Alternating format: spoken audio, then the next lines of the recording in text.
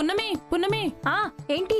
రాజమాత వాళ్ళు వస్తున్నట్టున్నారు. కొబ్బరికాయ కొట్టి అన్నదాన కార్యక్రమం మొదలు పెడతారు. అవును, మొదలు పెడతారు. కొబ్బరికాయ కొట్టాలంటే కొబ్బరికాయ ఉండాలి కదా. అయ్యో, ఉండు, కొబ్బరికాయ లేని సంగతి ఇప్పుడు చెప్పేది, నేను తీసుకొస్తాను.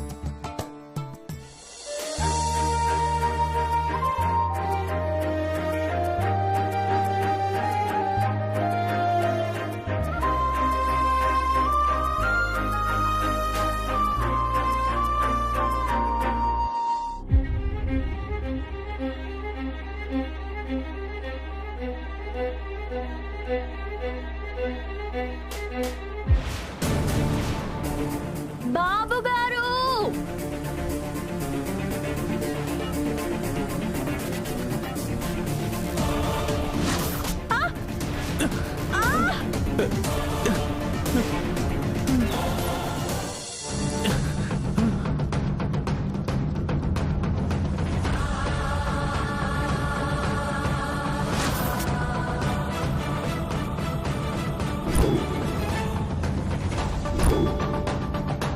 అయ్యయ్యో,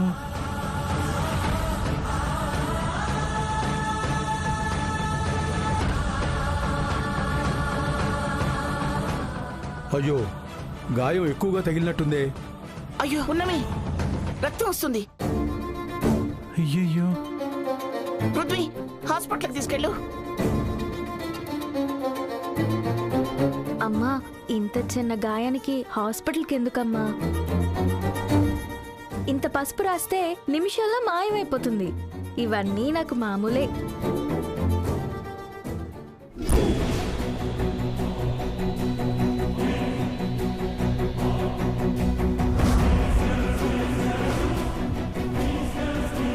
హే పున్నమి, నీ మెల్లో ఆహారం ఏంటి?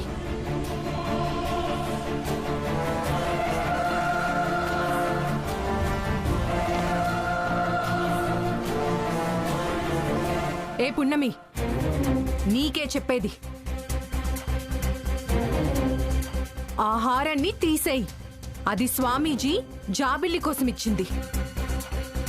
అది జాబిల్లికి మాత్రమే చెందాలి. జాబిల్లికి చెందని పక్షంలో ఆ స్థానంలో ఉన్న నాకు చెందాలి.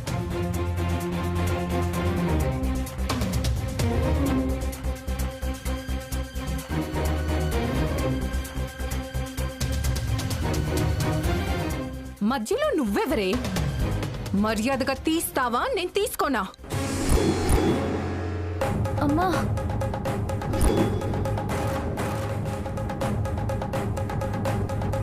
తీ తీ. మయూఖ, నువ్వు ఆగు. అది కాదు నానమ్మా. వదిలేయ్. మయూక, నాన్నమ్మకు ఎదురు చెప్పొద్దు. అవును మయూఖ, ఆ దండని వదిలే. రాజమాత ఉన్నంత వరకు రాజమాత మాటే శాసనం. ఈ హారం జాబిలి కోసమని స్వామీజీ చెప్పారు కదా డాడీ. జాబిలికి చెందకుండా ఇంకెవరికైనా చెందితే పెద్దనానికి ప్రాణాపాయం ఉండొచ్చు. నానమ్మకి కీడు జరగొచ్చు. రాజమహల్కి ఆపద కలగొచ్చు. హే పున్నమి, నువ్విస్తావా, నన్ను లాక్కోమంటావా? వదిలేయ్.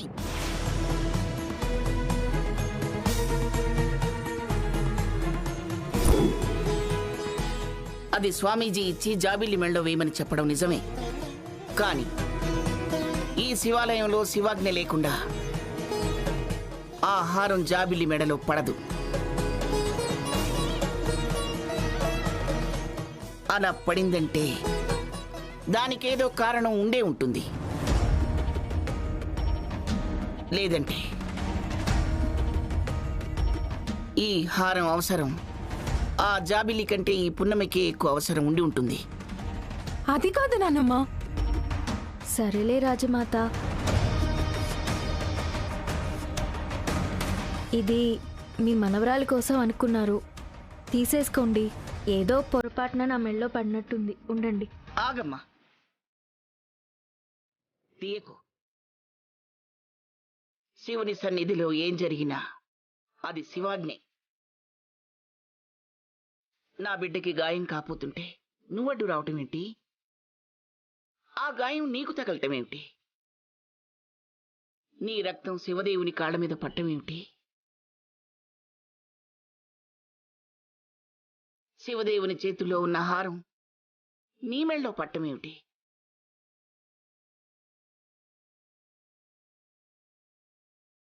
ఇదంతా ఏదో కారణం చేతే జరిగి ఉంటుంది.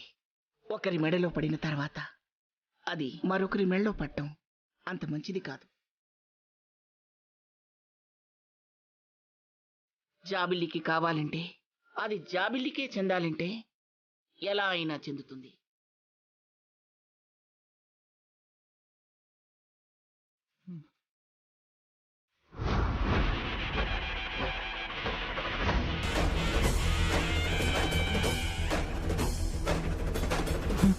పట్టుకో.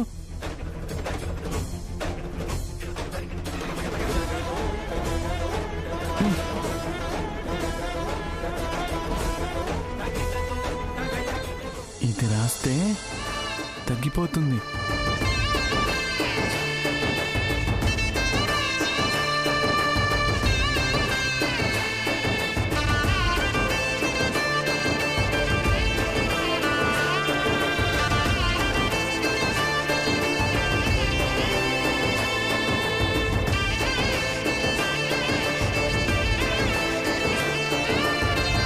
తగ్గిపోతుందిలే. అమ్మా, అన్నదాన కార్యక్రమానికి టైం అవుతోంది. మీరు వచ్చి కొబ్బరికాయ కొడితే కార్యక్రమం మొదలు పెట్టచ్చు. అలాగే పంతులు గారు. ఏం కాదు. ఇదిగో, ఇది నీ దగ్గర ఉంచు. తగ్గిపోతుంది. నువ్వే రాకుంటే, సమయానికి ఇలా రాకుంటే నా బిడ్డ రక్తం చూడాల్సి వచ్చేది. నువ్వు రావడం వల్ల ఏ తండ్రి రక్తమో చూశాను. నువ్వు కూడా రామ్మా పున్నమి. వస్తానమ్మా. నేను లేకుండా ఎలా మొదలు పెడతారు? ఎవరు మొదలు పెడతారు? పదండి.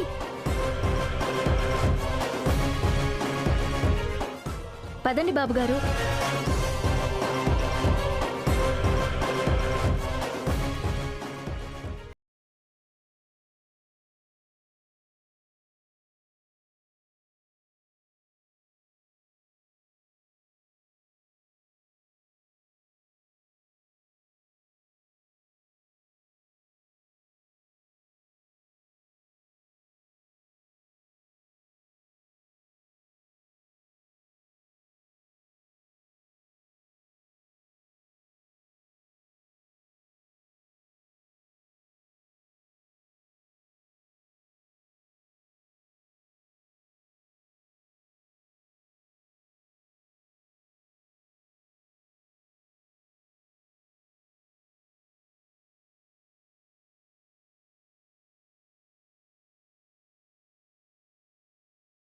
పర్వాలేదు వకీల్ సాబ్, నేను రాసుకుంటా.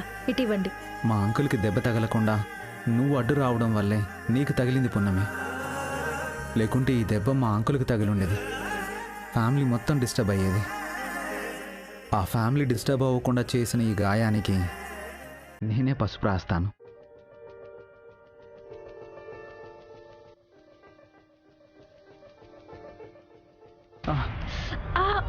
మంటగా ఉందా పున్నమి?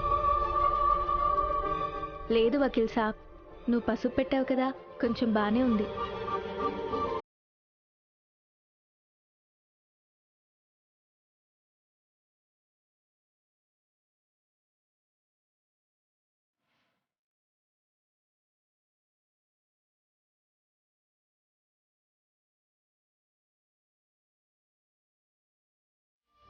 పృథ్వీ ఏంటి ఎప్పుడు చూసినా ఈ పున్నమి చుట్టూ తిరుగుతున్నాడు? పసుపు రాద్దాం అనుకుంటే అది మొహంతా అయ్యేలా ఉంది.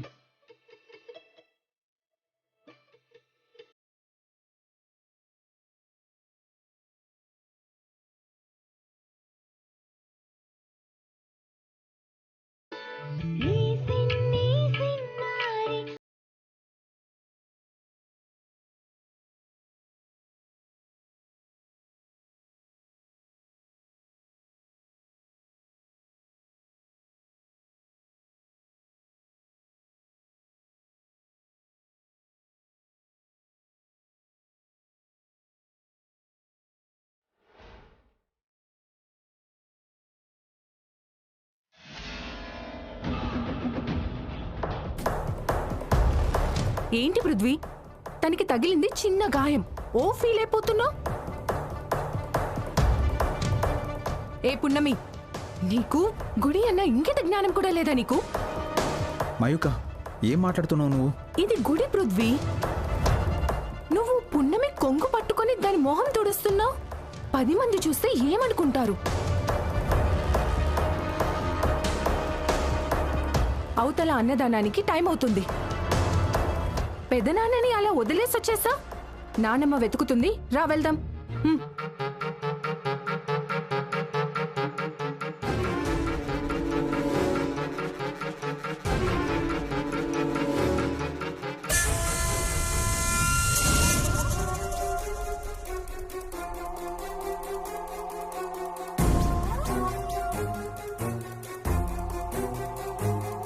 హే, పసుపు పెట్టాడని సంబరపడిపోతున్నావు?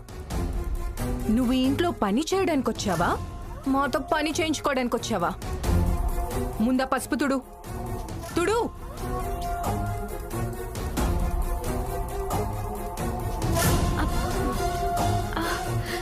నీకు ఆ విభూదే కరెక్ట్. పెట్టుకో.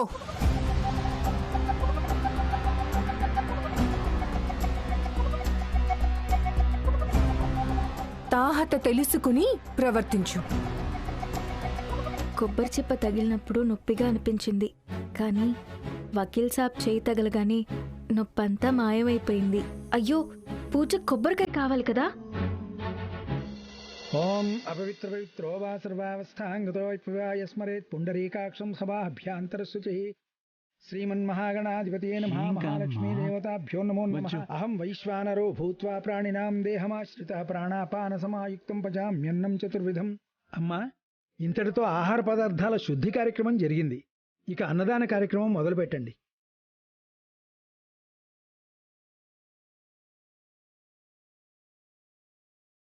తేజ, అందరికీ వడ్డించండి. బాబు, రా బాబు, రా.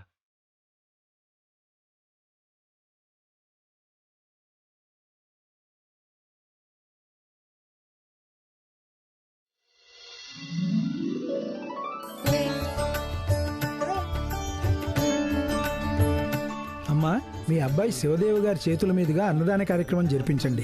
ఆయనకు కూడా మేలు జరుగుతుంది. తప్పకుండా. తిందాం తిందాం. తేజ, శివదేవుని తీసుకెళ్లి వడ్డించు. అలాగే రాజమాత. ఇలా ఇవ్వు నాన్న. నేను జాబిల్ని ఇవ్వను.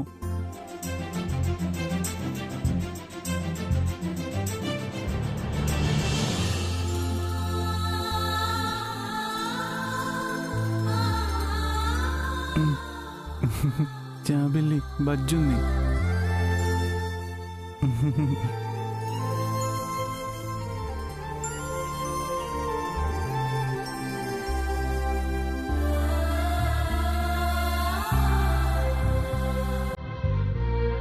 అమ్మా, వంటలన్నీ దగ్గరుండి నేనే చేయించానమ్మా. ఎలా ఉన్నాయో ఏమో. నా కూతురు చేయించడం, అవి బాలేకపోవడమా? బాగుంటాయిలే పున్నమి.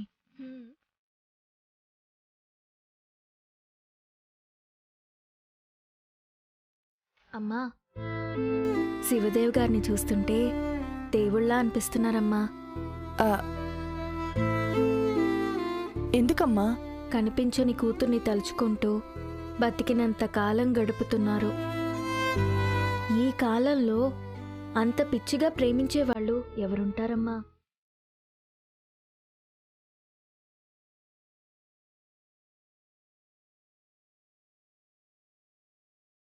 చాలండి.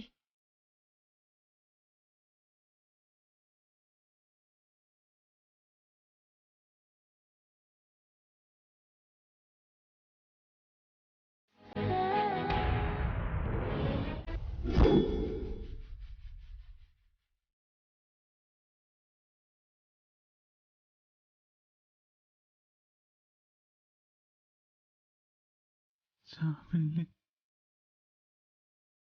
జాబిల్లి జాబిల్లి.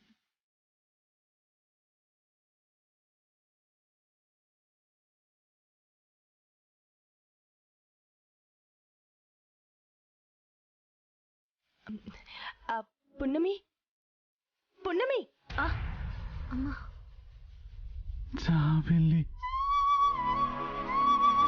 రా శివ.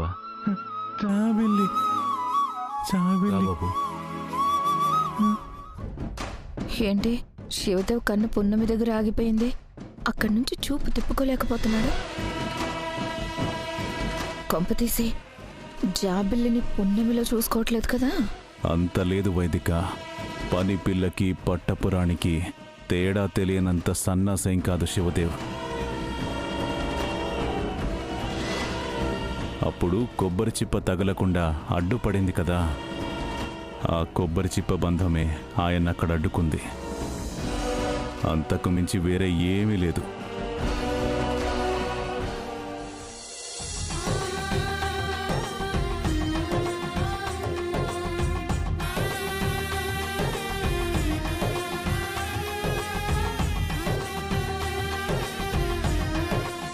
స్వామి, శివదేవ్ గారు తన కూతురి కోసం చేయని పూజలు లేవు, చేయని దాన ధర్మాలు లేవు, వెతకని చోటు లేదు. మరి ఇంతకాలం ఎందుకు శివయ్య పరీక్షిస్తున్నావు? ఆయన కూతుర్ని ఆయన దగ్గరకు చేర్చు స్వామి. అమ్మా, వాళ్ళు చేస్తున్న అన్నదానానికి మన వంతు మనం కూడా ఆ దేవుణ్ణి ప్రార్థించాలి వాళ్ళ కోసం. నేనేమని ప్రార్థించాలి పున్నమి? చిన్నప్పుడు తప్పిపోయిన వాళ్ళ కూతురు వాళ్ళకి దొరకాలని ప్రార్థించమ్మా.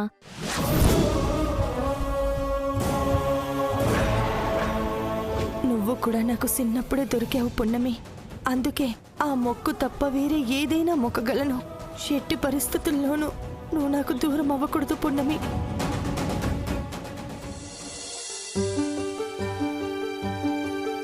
నా కొడుకు మామూలు మనిషి అయితే ఇలాంటి అన్నదానాలు ప్రతిరోజు చేస్తాను స్వామి. ఆ జాబిలి ఎక్కడున్నా మా వద్దకు వచ్చేలా చేయి స్వామి. జాబిల్లి వచ్చిన రోజే మా ఇంటికి పండగ రోజు. అప్పటి నుంచి మా ఇంట్లో ప్రతిరోజు పండగ రోజే.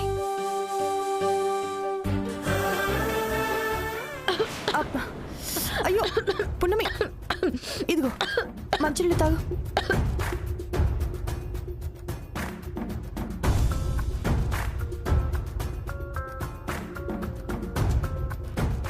తగ్గిందమ్మా. ఎవరు తలుసుకుంటున్నట్టున్నారు పున్నమి? నన్నెవరు తలుచుకుంటారమ్మా? నాకున్నది నువ్వు ఒక్కతివే కదా.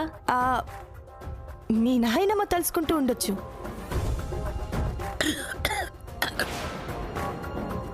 ఈ నీళ్లు తీసుకోండి, నీళ్లు తీసుకోండి.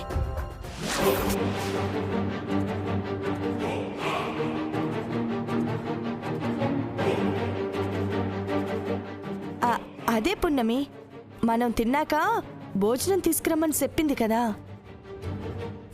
ఇంకా రాలేదేటి అని తలుసుకుంటూ ఉండొచ్చు.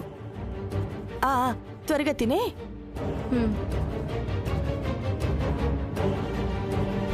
ఇటు చేయండి.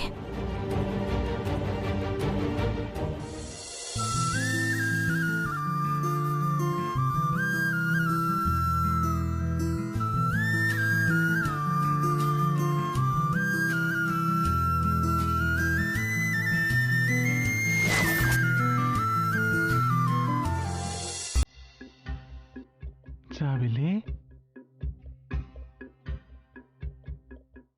జాబిల్లి నా జాబిల్లి నా జాబిల్లి.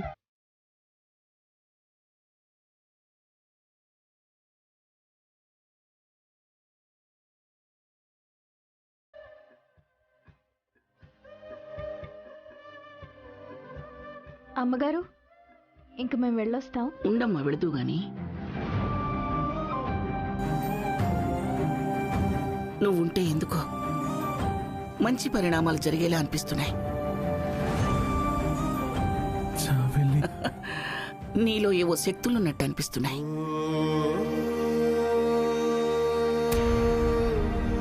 మేమొచ్చేసరికి ఒక్కదానివే ఇన్ని పనులు చేసి పెట్టావు తల్లి. నీ రుణం ఎలా తీర్చుకోగలం? అమ్మగారు, అంత పెద్ద మాటలు మాట్లాడకండి అమ్మగారు.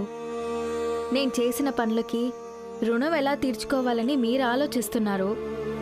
మీకెప్పుడు రుణపడున్నానో ఇప్పుడు ఇలా రుణం తీర్చుకుంటున్నానని నేను అనుకుంటున్నాను. ఆహా.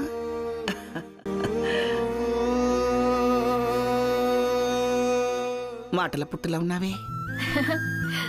అంతా దేవుడి దయమ్మగారు.